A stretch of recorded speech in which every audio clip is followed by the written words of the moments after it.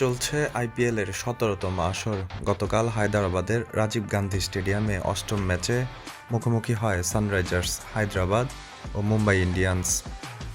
এদিন আগে ব্যাট করে আইপিএলের ইতিহাসে দলীয় সর্বোচ্চ ৩ উইকেটে ২৭৭ রানের রেকর্ড গড়ে হায়দরাবাদ। এর আগে ২০১৩ সালে পুনে ওয়ারিয়র্সের বিপক্ষে ৫ উইকেটে ২৬৩ রান করেছিল বিরাট কোহলির দল রয়্যাল চ্যালেঞ্জার্স বেঙ্গালুরু। বুধবার পাহাড়সম টার্গেট তাড়া করতে নেমে হেরে গেলেও ৫ উইকেটে ২৪৬ রান করে মুম্বাই ইন্ডিয়ান্স।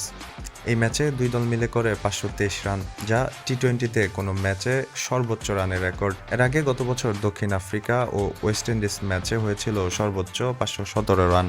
গতকাল রেকর্ড রান তুলতে গিয়ে হায়দ্রাবাদে হয়েছে ছক্কা বৃষ্টি। স্বাগতিকদের ইনিংসে ছক্কা হয়েছে ১৮টি, মুম্বাই মেরেছে ২০টি। ম্যাচে মোট ছক্কা হয়েছে ৩৮টি। এটা কোনো ম্যাচে সর্বোচ্চ ছক্কার বিশ্ব রেকর্ড।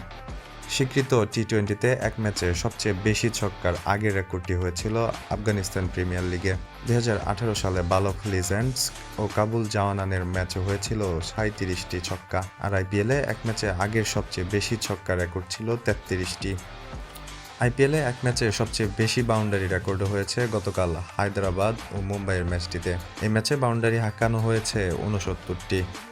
২০১০ সালে চেন্নাই ও রাজস্থানের ম্যাচটিতেও হয়েছিল সমান সংখ্যক বাউন্ডারি। মেহেদী হাসান, মুসলিম টাইমস।